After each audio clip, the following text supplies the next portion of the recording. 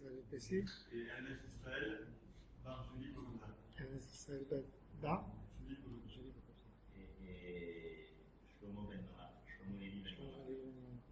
Quand j'étais dans ton mariage, j'ai reçu plus de attention sur. Ah, c'est un moment donné. Quand j'ai vu la place qu'elle occupait dans l'esprit de son mari, ça m'a fait la chair de poule.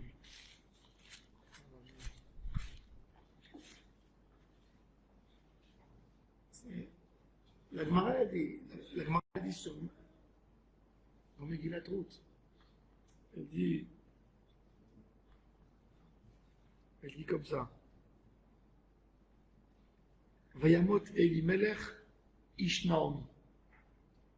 Elimelech, le mari de Naomi. Mais on a déjà dit que c'est son mari. La Gemara a dit de là, il faut le savoir, quand on va consoler des endeuillés, à qui il faut consoler le plus? À l'époux ou à l'épouse? Et Nisha Meta el ale Baala. En Baal Met el ale Ishto. C'est fou. On croirait que les enfants, ils pleurent, ils prennent plus. Celui qui sent le plus dur la disparition, c'est l'époux ou l'épouse.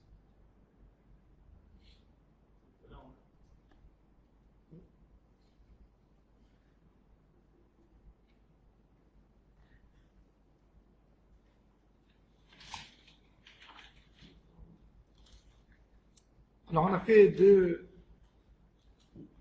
introductions sur Ruth à Moavia, Baruch Hashem, on s'est renforcé.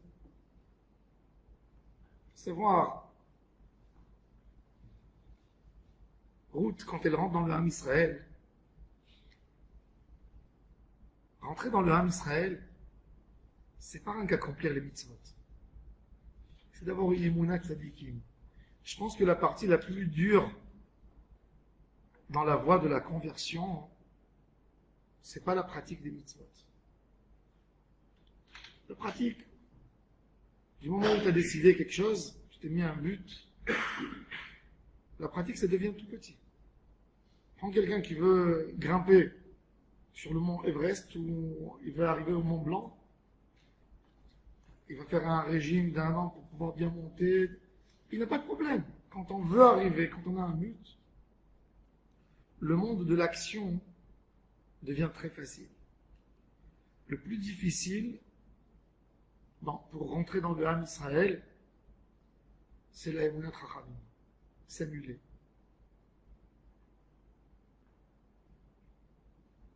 Vous savez, c'est très difficile pour une femme d'aller chercher un homme. On va dire à une femme, ce garçon, il te plaît? Il va te dire, il me plaît énormément. Je dis, eh bien, va lui demander son numéro de téléphone. Ah non, ça non. C'est contre la nature de la femme. La Gemara déjà elle dit. C'est à l'homme d'aller demander à la femme. Et pas à la femme d'aller demander à l'homme. Qui sait que quand Adam Arishon, il dormait, on lui a pris quelque chose. Il a perdu lui. C'est l'homme qui va chercher ce qu'il a perdu. Et pas la femme qui va chercher. Et c'est pas son caveau d'elle, il doit être. Et quand Noémie elle dit à Ruth, va-toi chez Boaz et demande-lui de t'aider, c'est très difficile pour Ruth. D'abord, c'est une princesse, très belle femme. Toute la ville parle d'elle, de ses qualités. Si elle veut se marier, il faut même qu'elle le dise. Même qu'elle est très humble. Mais il y a un homme humble qui sait qu'il est humble. Il y a un homme humble qui ne sait pas qu'il est humble. Mon cher Rabbeinu, il était humble, il ne savait pas qu'il était humble. Mon cher Rabbeinu, quand il a eu la lumière de la Kedusha sur son visage, et que tout le monde avait peur de lui, il était sûr qu'il avait des cornes qui ont poussé. C'est-à-dire qu'il était sûr qu'il n'est pas beau, et il se voilait la face parce que, dans le vrai sens du terme, s'il avait honte quand on regarde, il dit, oh, j'ai pas envie qu'ils voient mes avérantes. S'ils ont peur de moi, tellement il était un âme. Au bout d'un mois, oui, elle sait, princesse.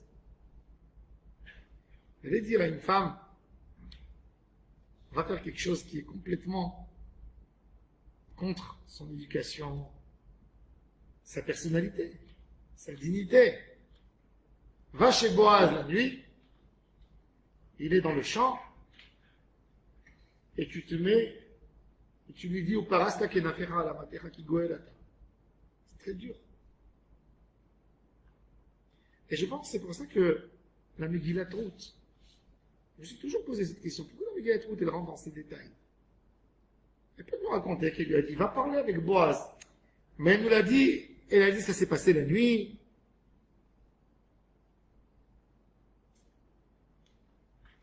Et tu iras et tu vas le fliquer. Il est vrai aussi que, d'après la Kabbalah, on sait, il y a plusieurs choses à apprendre. Je vais d'abord rentrer dans une notion, après je vais parler de la deuxième notion. Donc, Ruth à Moavia, le message c'est Emunat Tzadikim. Ce qu'il dit le Tzadik pour Ruth, la Tzadik est de la génération qui lui correspond à sa Neshama, c'est Noémie. Et comme elle est sur sa voie de conversion, eh ben, elle s'annule, elle s'efface complètement au message de Noémie. Et elle va voir Boaz la nuit dans le champ. Et maintenant, et pourquoi Kadosh Baruch Hu, il a fait passer cette idée à Noémie? Comprendre? Pourquoi Noémie, elle a dit ça? Pourquoi Noémie, elle a dit à Ruth, va la nuit? Lui dire, le matin, quand tu récoltes en journée, tu lui dis, tu peux m'accorder quelques minutes, je voudrais parler avec toi en tête à tête. Et tu lui diras ce que tu veux. Elle a dit la nuit. Si on regarde l'histoire de Mashiach, toute l'histoire, le parcours, est très compliqué. Le parcours du Mashiach. Le parcours du Mashiach, il se fait par Lot, avec ses filles. C'est une histoire terrible. C'est une des histoires les plus horribles de la Bible. Un homme qui a des enfants, avec ses filles, c'est une abomination. Ça donne envie de vomir. Après, on a une autre histoire. On a l'histoire de Yehuda avec Tamar pour en faire Mashiach. Après, on a l'histoire de Ruth. Après, on a Ishaï qui ne veut pas avoir un enfant. Il dit, ces enfants, ils sont assourim d'abord de Kaal. Il pense que c'est sa servante, c'est sa femme, toute l'histoire que nous sages nous racontent. Après, on a David et Bathsheba. Pour avoir Shlomo Amelech. Shlomo Amelech, il a besoin d'épouser Narama, à Ammonite. Des complications. Pourquoi là on voit à quel point c'est précieux la Neshama du Mashiach.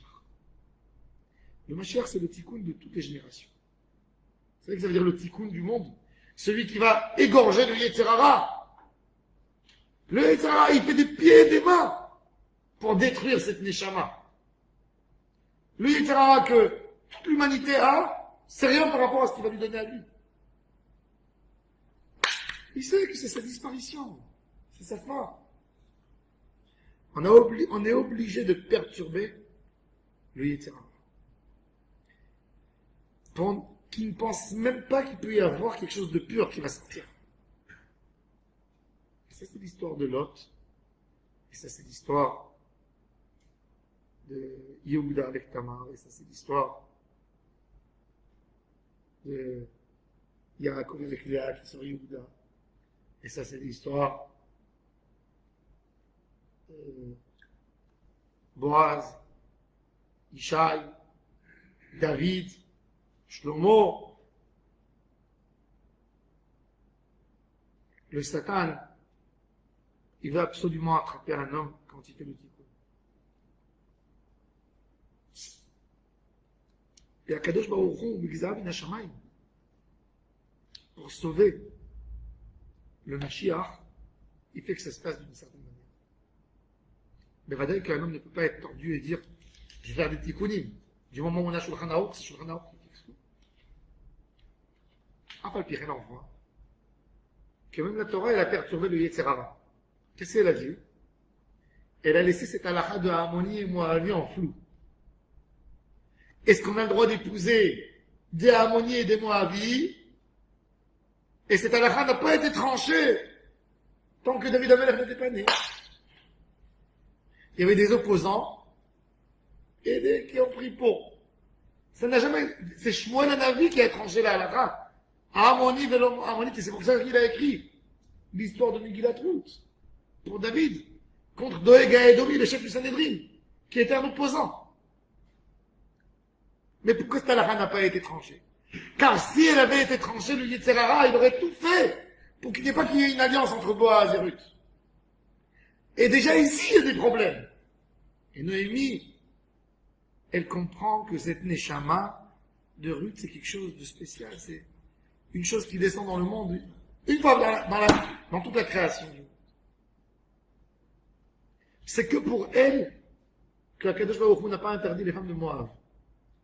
Et que pour Naama de Hamon, qui n'a pas interdit les femmes de Hamon. Shte pradot tovot yeshli leotzi mehem, il est écrit dans le Midrash. Niflaim darkei Hashem. Quand on voit ça, on n'a que à se taire. Et à voir les merveilles d'Akadosh Baruch Hu. Et pourquoi Akadosh Baruch Hu, il a fait ça? Que la Neshama du Mashiach doit passer par Ammon et Moab. Ça aussi, il est écrit dans les livres de Mekoubalim. Il est écrit quelque chose d'incroyable. Que le Ham Israël ne peut pas faire sortir un roi dans l'ADN des Juifs. Il n'y a pas de roi. Il n'existe pas dans l'ADN. Un roi, il doit être dur. Il doit être capable de trancher, de détruire une maison quand il faut, pour construire une route. Vous voyez pas comment les Juifs, ils manifestent sur n'importe quoi. Toute loi en Israël, elle se change avec des individus. Chacun, il part à la radio, il crie, il change la loi. On dit, allez, c'est comme ça. En Europe, ça n'existe pas. Et c'est pour ça la grande difficulté de l'État d'Israël, 70 ans d'existence, on n'est pas capable de faire un codex, de faire un livre de loi. Parce que justement, le Ham Israël, c'est pas dans sa nature d'être roi, c'est contrairement au Chesed. On veut toujours avoir des déviations pour pouvoir sortir. Combien de fois l'État d'Israël, par exemple, elle accorde tant d'argent pour les malades. Il y a des médicaments qui sont trop chers. Alors, il y a une varada spéciale. Plus tu cries, plus tu pleures, tu reçois. C'est comme ça. Parce que le Ham Israël, il ne peut pas tenir devant des larmes. Quand on veut détruire une maison d'un terroriste, s'il pleure beaucoup, eh ben on va pas lui détruire. C'est comme ça, on est comme ça. C'est pas qu'on est idiot ou on est intelligent. On est comme ça. Et mal à la saute. C'est comme ça. Et c'est pour ça que la royauté, Ham Israël ne peut pas faire sortir un roi. Shaoul Amelech, Shaoul, le pire des ennemis de Ham Israël, c'était qui? C'est Amalek. Quand il va faire la guerre contre Amalek, avec tous les avertissements de Shmuel Hanavi, il lui dit, Lech ve'haramta et Amalek. Il ne peut pas tuer Agag, le roi d'Amalek, puisqu'il se prosterne. Il ne peut pas. Ah, il n'a pas tué, il a perdu sa royauté. Mais il faut un roi. Alors on n'a pas. D'après les livres de Mekoubalim, il faut que le roi d'Israël, il prend un peu des goyim. Comment il va prendre? Il va y avoir en David Amelech un mélange de la cruauté de Moab. Pour être capable de dire une phrase, je ne lâche pas mes ennemis tant que je ne les ai pas exterminés. Sinon, il ne peut pas. Vous savez, en Israël, en 67, les Arabes se sauvaient. Moshe Dayan, il a fermé les frontières pour qu'ils ne se sauvent pas. Ils ont abandonné le monde du temple. C'est lui qui est parti, il leur a donné au Waqf les clés. Et il leur a donné les clés de la Marat Marpella, il leur a dit rediriger. C'est lui qui leur a donné. Eux, ils ont abandonné. On n'aurait pas ni l'église, ni la mosquée, ni rien du tout. Parce que on est perturbé, nous les Juifs, par quand on voit notre ennemi à genoux, on n'est pas capable de le tuer. Impossible. La preuve, la plus grande des preuves, c'est qu'il y a aujourd'hui 200 000 Israéliens en Allemagne. C'est la plus grande des preuves. On n'a même pas besoin d'avoir une autre preuve. Vous savez que ça veut dire 200 000 juifs en Allemagne, aujourd'hui. On a besoin d'une plus grande preuve que ça. Pour montrer c'est quoi le caractère de l'âme Israël. Vous pouvez dire ce que vous voulez critiquer, mais c'est la réalité. Alors il fallait, d'après les Mekoubalim, avoir Shmini Tchebashmini de Goy dans David Amelech. Et c'est pour ça que Mashiach, il fait un passage pour pouvoir se venger de toutes les nations. Il fait un passage chez Moab. C'est Neshama.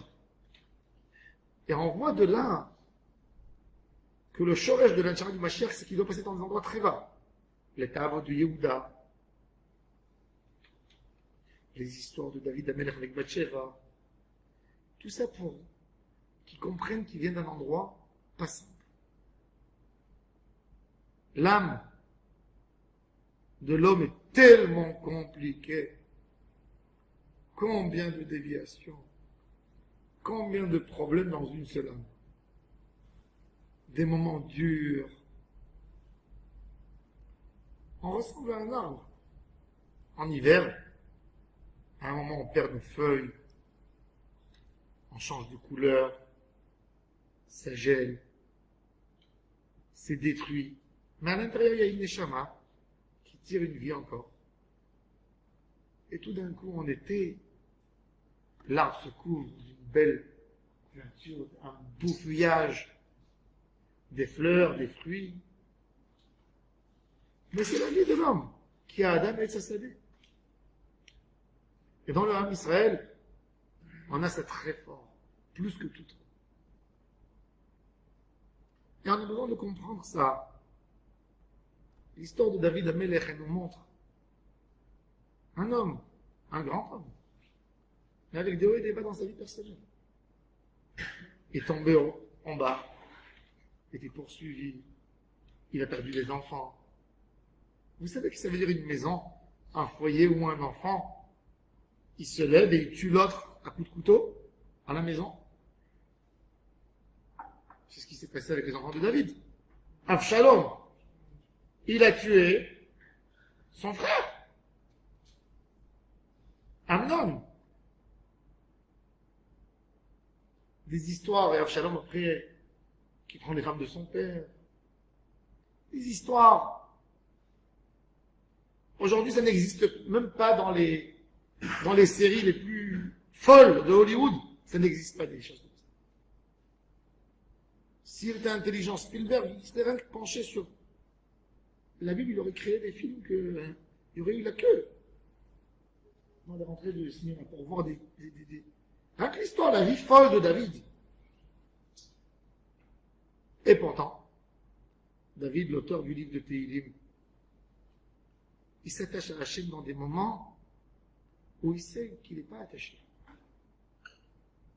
Dans des moments durs. Et ça nous donne espoir à nous tous. C'est comprendre que même si on se casse la figure, même si on est tombé au plus bas, contre tous nos rêves et toutes nos pensées, et on se sent nul, on est devant le miroir, on a envie de vomir quand on se voit. On voit qu'on est faible, Quand quelqu'un il crie à la maison, il perd contrôle sur lui-même. Il parle mal et après il se retrouve seul devant le miroir et il entend ce qu'il a dit. Il se dit, mais je suis un zéro. C'est quoi tout ce que je raconte et tout mon travail? Comment j'ai pu dire, comment j'ai pu descendre là? Comment j'ai pu arriver là? Comment j'ai pu vexer comme ça? Comment j'ai pu dire? Il est étonné. Il doit être étonné. Et dans ces moments où il est cassé, il faut qu'il se rappelle que oui, on vient pour réparer. Oui, c'est vrai. Tu peux tomber, oui. C'est pas une preuve que tu vaux rien. C'est une preuve que tu as beaucoup à réparer. Les gens de tous ont besoin d'un tikkun. Si on n'avait pas besoin de tikkun, on ne serait pas là. On serait dans le monde du tikkun, qui s'appelle Olam Haba. On est dans le Olam Hazé, ici. Donc on a besoin d'un tikkun. Chacun de nous a des tikkunim extraordinaires à faire. Et des tikkunim qui réparent dans l'ensemble le monde. Tikkun de Mashiach ben David, c'est le tikkun aklali. Aklali. Aklali, c'est un tikkun d'Emouna, un tikkun de lutter contre la ta'ava, à la racine de la ta'ava, de prendre la ta'ava de l'homme et de l'amener à Kadosh Baruch Hu, qu'elle devient quelque chose de constructif pour lui. Une ta'ava, quand un homme il sait gérer ces ta'avot, il les amène dans le bon endroit, il n'y a pas plus heureux que lui. Un homme qui prend sa tentation et qui la met dans la volonté d'être sage. Il a une tentation d'être sage. Il est tenté que par ça. Il est passionné par la sagesse. Il est passionné par la Avodat Hashem, par la découverte d'Hashem. Mais cet homme deviendra Rabbi Akiva. C'est ça, sûr. Il n'y a pas de... C'est fait. Et il faut diriger nos ambitions, nos ta'avot dans la bouche. Une ta'ava, ça peut être magnifique. Un homme qui n'a pas de ta'ava, c'est terrible, c'est un signe de maladie. Comment on reconnaît que quelqu'un est malade? Quand il a perdu envie de manger. Quand il est au lit, il ne veut pas sortir dehors.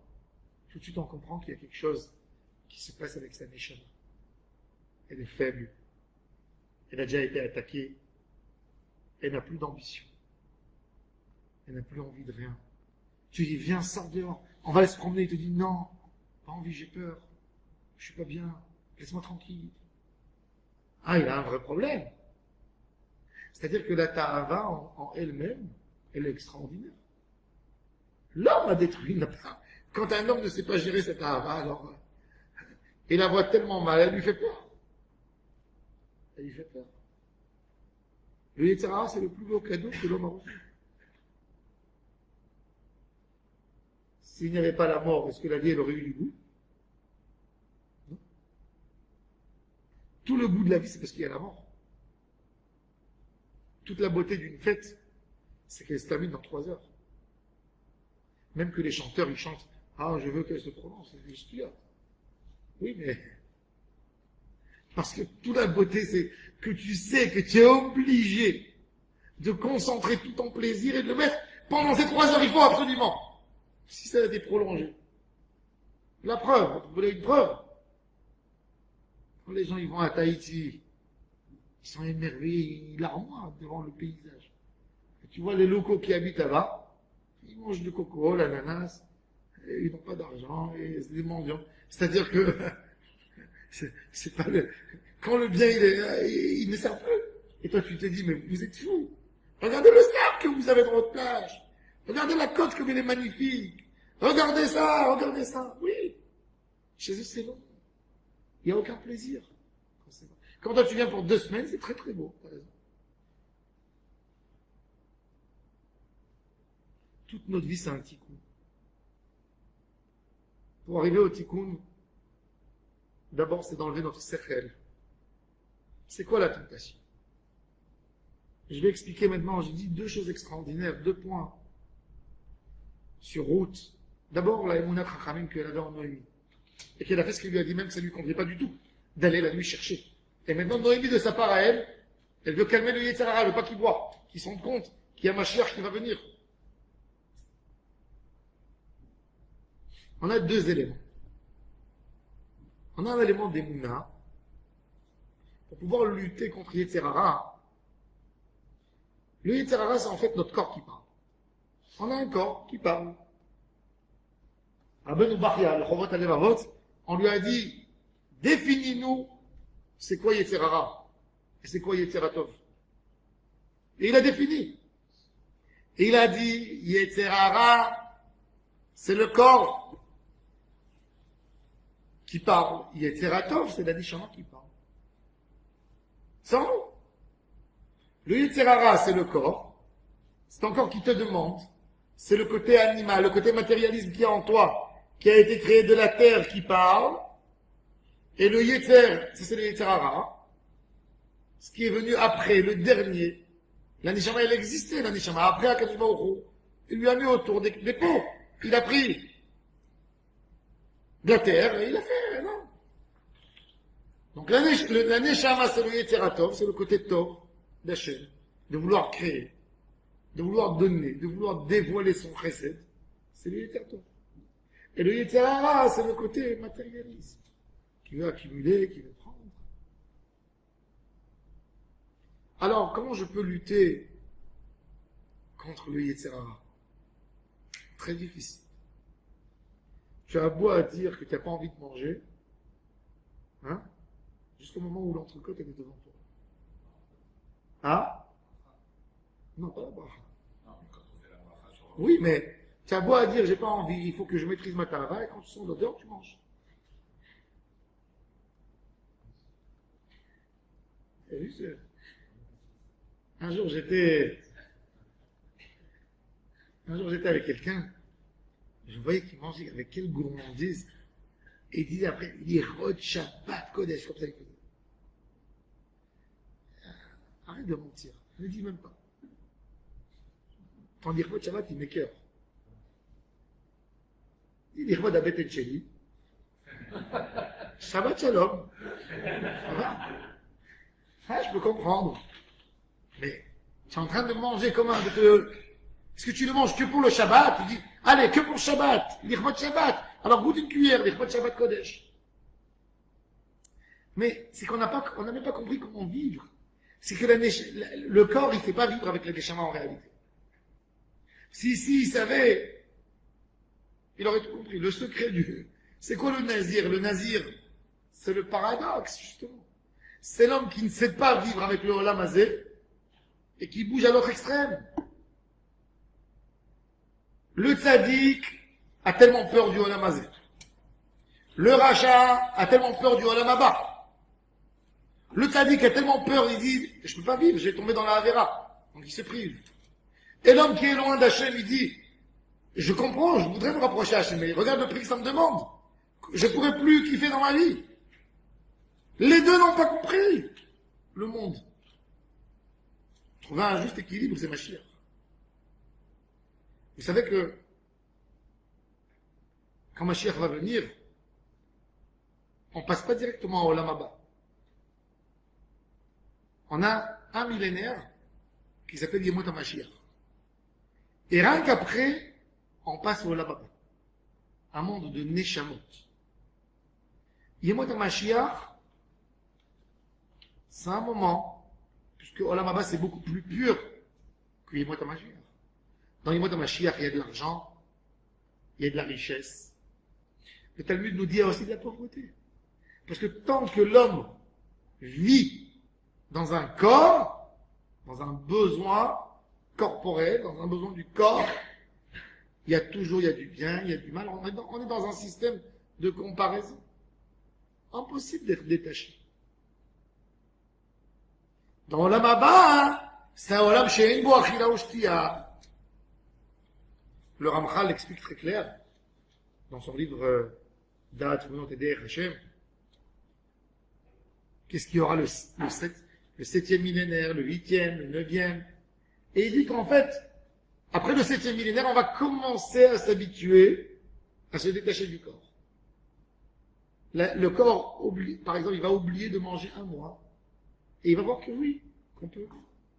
Et doucement, doucement, il va se détacher, jusqu'au moment où on arrivera dans l'étape que la Neshama elle reviendra en haut, pour un nettoyage, et ça c'est Olam Haba. Mais le Olam Mashiach, c'est pas encore. Mais pourquoi l'homme a besoin, pourquoi on a besoin de passer cette époque de Mashiach? Le Mashiach, il va faire vivre tout le monde. C'est quoi le rôle de Triyat HaMetim? On va vivre tous de nouveau, et on va comprendre pendant 1000 ans, un millénaire, comment il faut vivre. C'est ça, Mashiach. Donner le juste équilibre au monde. Vous avez pensé qu'il fallait ça et ça pour vivre? Peut-être non. Qui a dit? Et c'est ça, c'est Mashiach. David Ameler, c'est Mashiach. Il a montré qu'on peut gagner Goliath avec 3 pierres.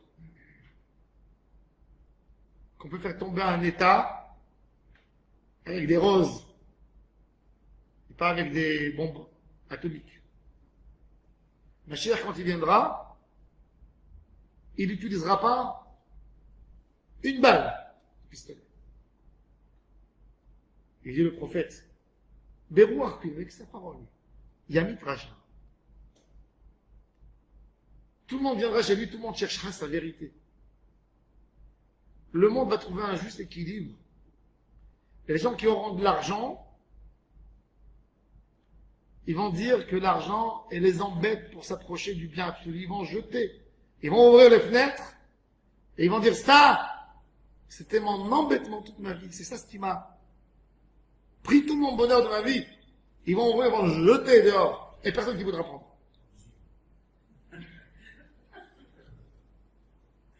Parce que tu es là dans ce cadre, tu ne comprends pas.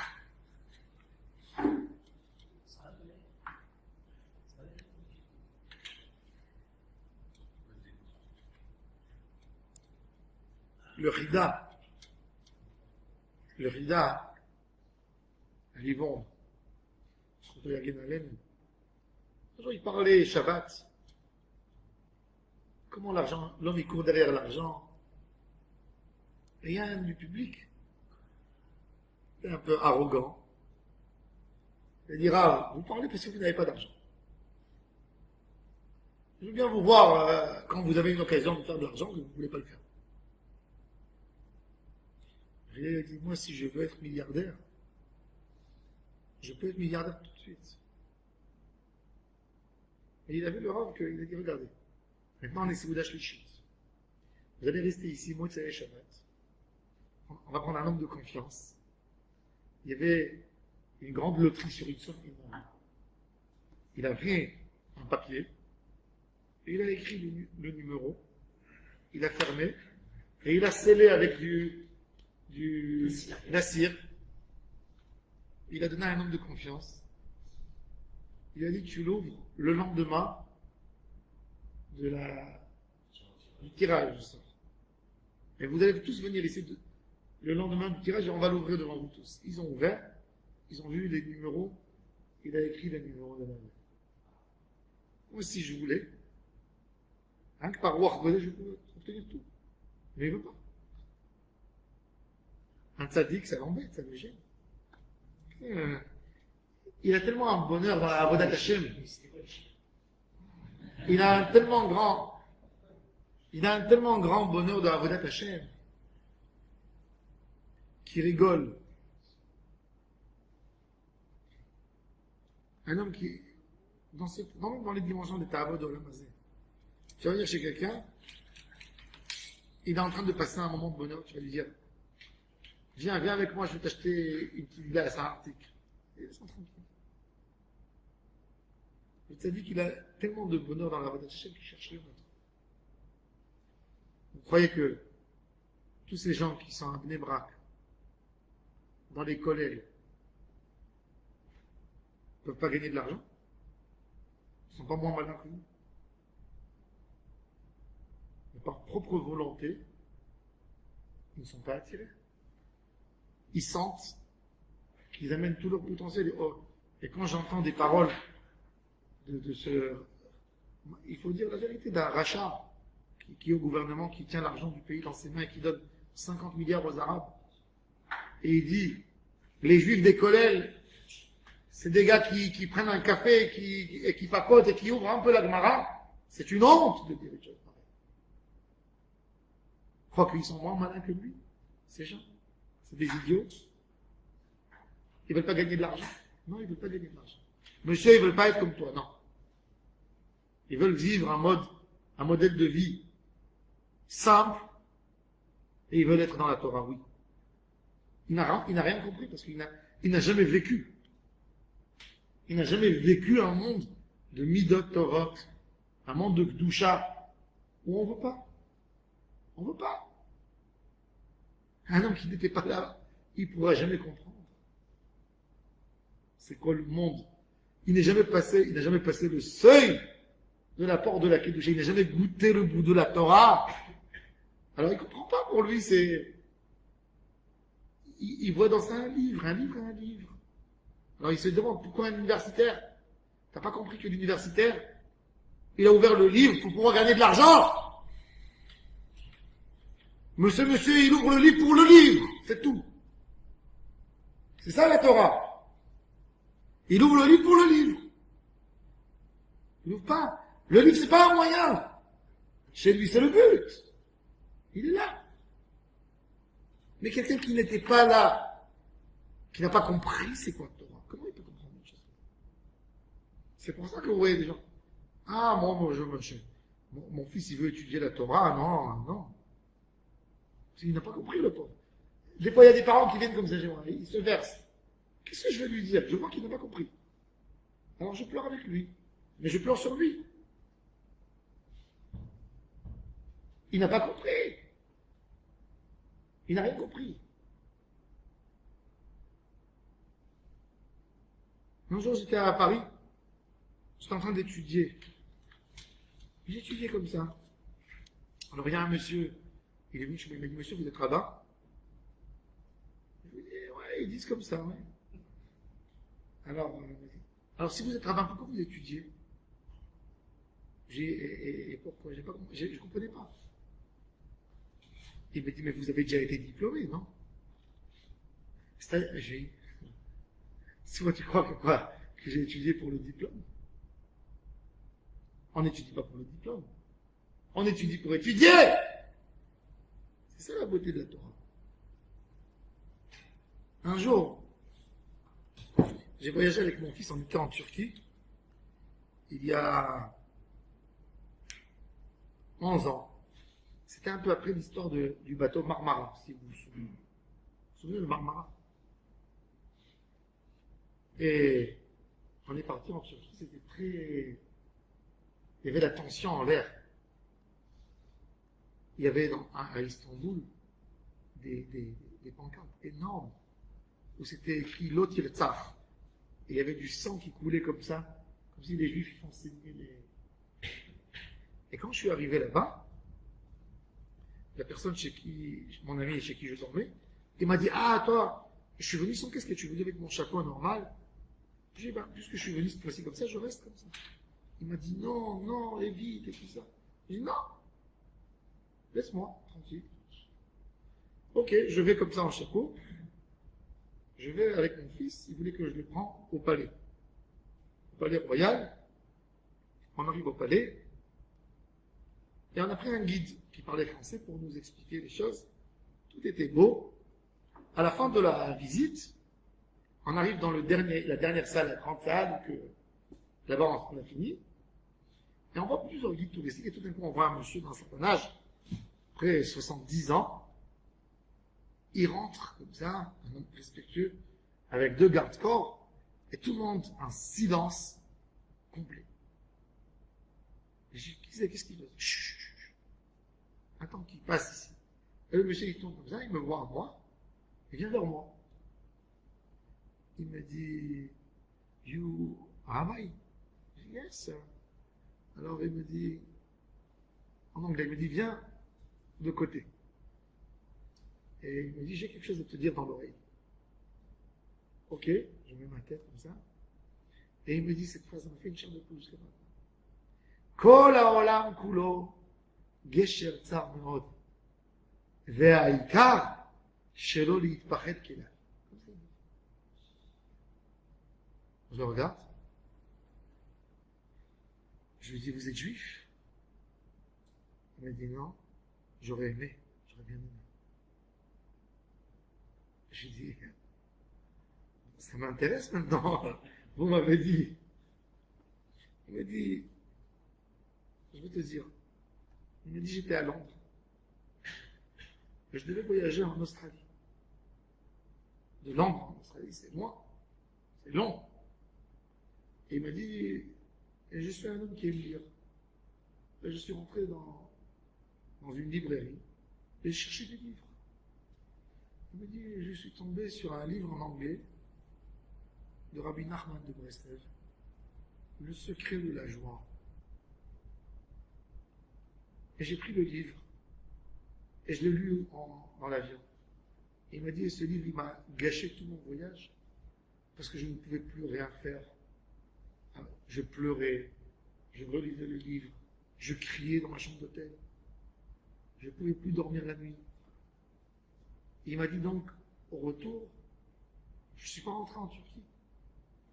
J'ai dit, je dois aller voir, c'est quoi Am Israël.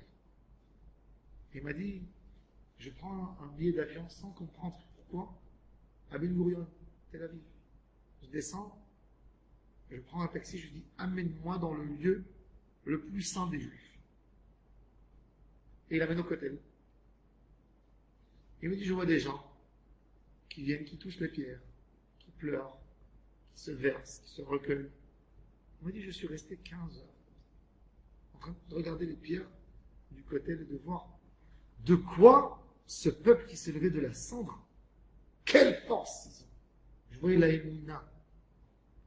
Et il me dit, et ce qui m'a marqué le plus, il m'a dit, c'est que j'ai voulu une école juive où on apprend à être des pratiquants. On l'a emmené à la Yeshivat Mir. Et puis il rentre et voit un monsieur avec une barbe blanche qui étudie avec un jeune homme. Il dit au jeune homme, quel âge as-tu? 30 ans. Combien d'années tu es ici? 10 ans. 10 ans, c'est plus qu'un master. Alors, combien d'années tu étudies là? Ah, moi je suis là 42 ans. 42 ans? Mais tu as étudié pour quel diplôme? C'est plus qu'un professeur. Mais j'étudie pas pour un diplôme, j'étudie pour étudier. Il dit, vous êtes le seul peuple qui étudie encore pour étudier. Le seul. Il me dit, c'est pour ça que tout le monde est jaloux de vous. Après, il fait sortir sa carte visite. Il me dit, si tu as besoin de quoi que ce soit, je serais ravi de t'aider. La carte visite, j'ai fait rentrer dans ma poche. Il m'embrasse, et il s'en va. Et quand il s'en va, tous les guides, tout le monde vient comme ça. Qu'est-ce qu'il t'a dit? Je ne voulais pas dire, je ne voulais pas lui faire du mal, je ne savais même pas c'est qui. Alors je demande c'est qui? On me dit c'est le ministre de la culture turque. Le ministre de la culture. Et ça c'est la force de l'âme Israël. Cette force énorme qu'on a, c'est d'Ikbaklut, à Hachem Barach. Cette force d'Emouna, de faire des choses qui vont contre toute idée, contre toute conscience. Et ça, c'est Ruth Moavia, qui suit avec la Emouna l'idée de cette mère, et c'est comme ça qu'elle arrive à lutter contre les Théavot. Lutter contre les Théavot, c'est de dire à l'Eneshama, tu es la maîtresse du corps. C'est toi qui gères tout. C'est toi que j'écoute. C'est pas l'Eneshama qui est tiré la pauvre derrière le corps, parce que le corps, il a envie. C'est une soumission totale du corps à la Neshama. Ça, c'est la roue de Tachem. C'est ce qu'elle fait Ruth. Elle n'a rien. Elle écoute Noémie. Tu me dis comme ça, je fais comme ça. Et c'est comme ça qu'elle a détruit, qu'elle a cassé le Yetzirah, qui voulait lui enlever Mashiach, ne pas la laisser. Vous allez voir tout de suite après. Donc elle arrive la nuit. Elle raconte, et Boaz, il lui dit, il a dit, je savais que tu es une échette Raïl, mais je ne savais pas à ce point que tu es prête de te marier avec un vieux, que pour faire le tikkun de ton ex-beau-père et de tes deux ex-maris. Il dit, regarde, j'aurais voulu faire le tikkun, mais dans l'ordre de l'hierarchie, pour racheter les terres. Parce qu'elle, c'est ce qu'elle a fait. Elle a dit, sa belle-mère Noémie, elle a des terrains. Que son mari a laissé avec des dettes. Ils ont été vendus.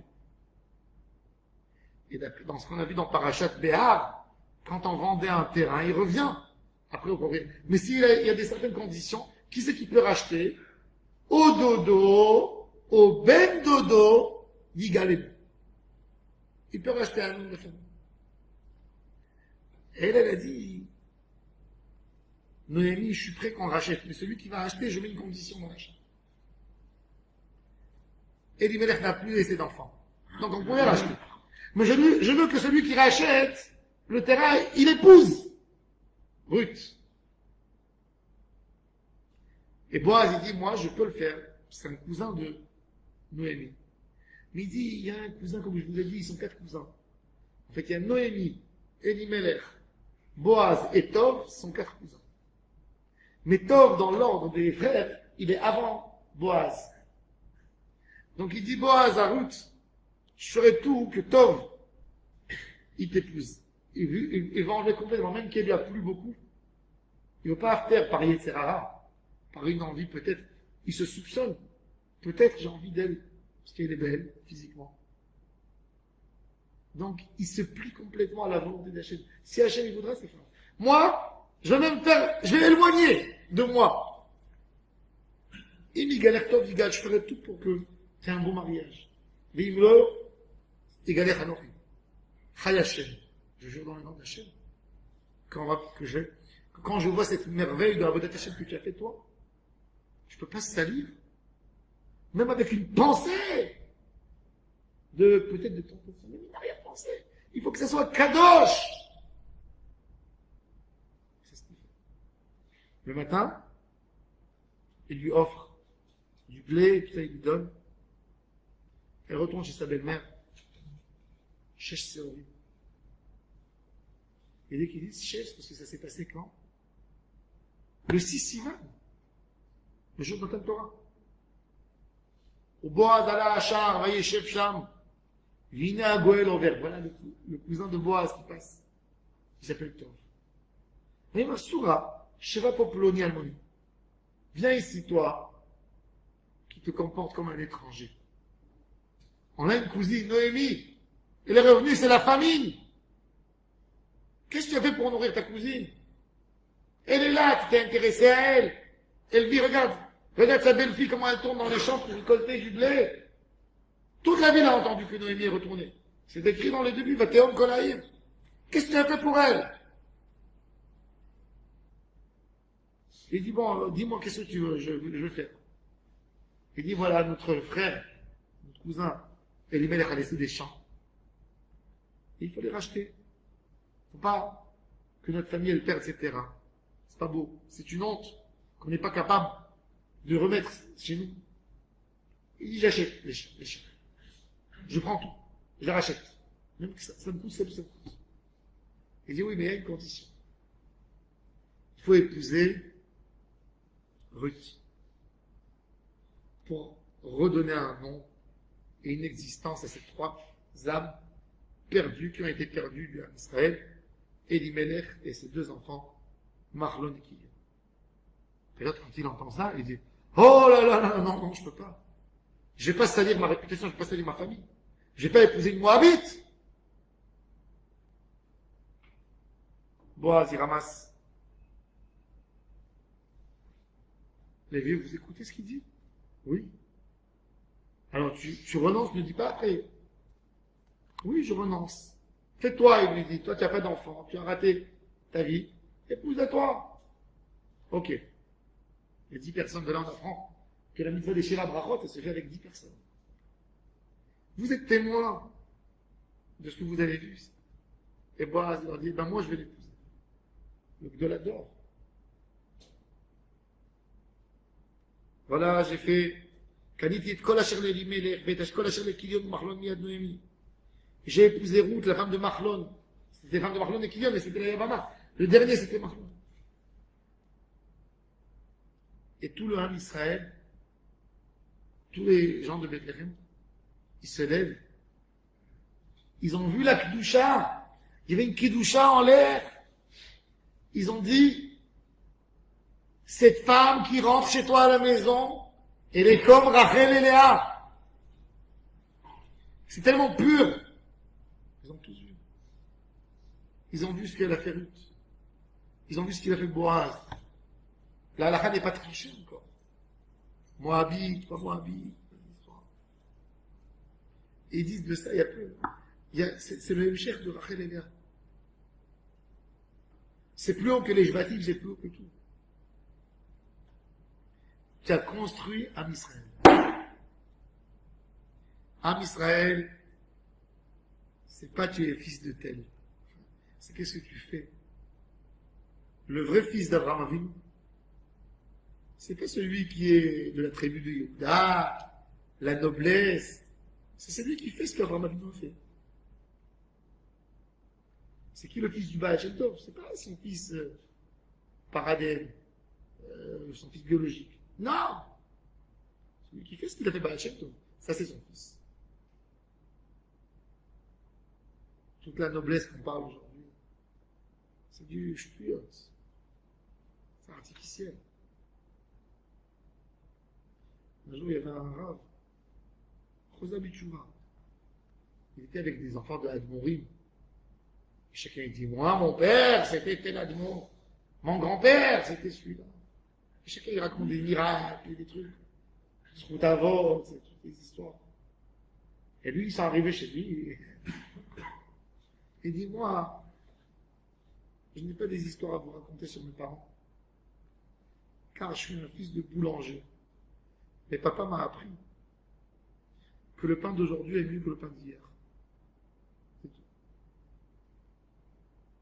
Il y a des gens qui se vantent du pain d'hier. Qu'est-ce que tu es toi? Qu'est-ce que tu es toi? Et regardez Ruth, d'où elle est venue.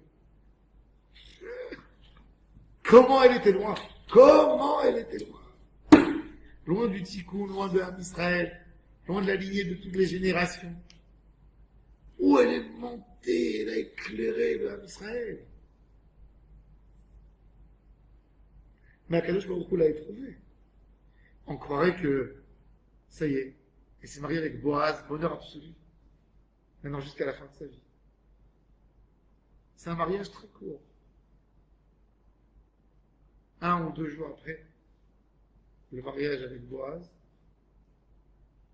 elle se lève le matin, elle réveille son mari pour aller à la tefila, il ne se lève pas. Mort. Mort. Le deuil. Mais il s'avérait qu'elle est tombée enceinte.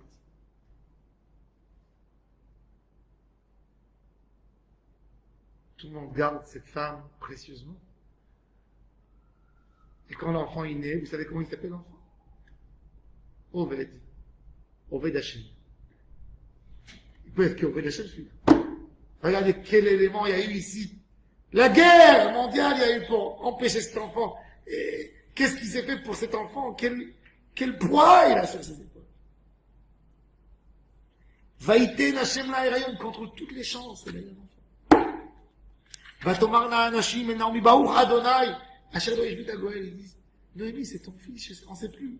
Le fils de Ruth, le fils de Boaz, le fils. Tellement il y a ici un petit coup d'instant, l'électricité en l'air. Vayalach le Meshiv Nefesh. Et ils disent à Noémie, c'est celui-là, c'est mieux qu'un enfant pour toi. Noémie, elle sent que c'est son petit-fils. Elle le prend, elle devient sa maman. Vatéilo le Omen Etzel, il fait grandir, elle est Ruth. Vatikrena lo Ashrenot Shem. Qui c'est qui l'appelle? Les voisines. Les voisines qui ont vu la peine, qui ont compris c'est quoi la tsniout de Ruth. C'est pas les hommes qui l'ont appelé. C'est la femme. La force d'une femme, c'est quoi la force d'une femme? Qu'est-ce que Ruth elle a fait? Tout l'âme Israël, c'est les femmes. C'est caché. C'est caché, on ne voit pas. Mais c'est la femme qui fait la maison. C'est pour ça que c'est les femmes qui ont eu le droit d'appeler le nom. Vatikrena lo Ashrenot. Yulad ben Naomi, Vatikrena shmo Oved. Le papa de Ishaï, le papa de David. Et là, Shmuel Hanavi, il termine. Voici les descendances de Peretz, le fils de Yuda et Tamar. Peretz a eu Chetzron, Chetzron a eu Ram, Ram a eu Aminadav, Aminadav a eu Nachshon, Nachshon a eu Salma, Salman a eu Boaz, Boaz Olid et Oved, Oved Olid et Ishaï, et Ishaï Olid et David. Extraordinaire. Extraordinaire. La descendance du Mashiach. Comment elle vient? D'où le Mashiach vient de Avodat Hashem, de Midot Tovot, de Chesed, sans limite. Oved Hashem. Vatikran Hashemo, Oved. Et Ruth, le Midrash nous dit, elle a vécu jusqu'à l'époque de Salomon, son arrière-petit-fils. Et elle avait un trône. Elle s'asseyait, elle voyait les décisions qu'il prenait pour le Israël. Elle l'aidait, il lui demandait des conseils, et avec sa sagesse, elle a vu 5 générations. Elle a vu Oved, elle a vu Yishai, elle a vu David, elle a vu Shlomo. Amelech. Image et Malchut. Elle a vu la royauté de David dans la plus belle époque. Elle a vu le Davidash. Cette femme, qui est venue de tellement loin, qui aurait pu passer incognito dans l'histoire. Incognito. Qui aurait accordé de l'importance à cette femme Moabite qui est venue à Bethléem? Il y a encore eu. Regardez c'est quoi un Oved Hashem. Celui qui fait la Torah, les Shem Shamayim, pour qu'Akadosh Hashem lui donne toute la force du monde dans ses mains. Torah Lishma, Mitzvot Lishma, pour Hashem. Un homme doit vivre sans émettre à lui, sans voir qu'est-ce que les gens vont dire, comment on va me regarder, comment on va me considérer. Oui, elle fait rien de tous ces comptes. Quand Noémie elle lui dit des choses comme ça, justement, des comptes elle lui fait, qui c'est qui va t'épouser? Elle lui dit, arrête de me faire des comptes. Tu n'as pas compris ma sincérité encore. Tu m'as pas saisi. Qu'est-ce que tu me racontes? Ça, c'est la force de Imash el Malchut. Imash el Malchut, Alea Shalom. Et ça, c'est le message. Avec ça, on va aller à Matan Torah. Avec ça, on va éclairer notre chemin, notre route. On va faire entrer en nous cette Avodat Hashem. Avodat Hashem Itbarach. Hashem Yebezrem. Qu'on apprend que ce soit pour nous notre guide spirituel, Ruth. Ruth Amoavia, la maman du Mashiach, la maman de Ham Israël, la maman de la Kedusha, et celle qui nous a appris que quand on veut approcher à Kadosh Baruch Hu, même le ciel, ce n'est pas encore la fin.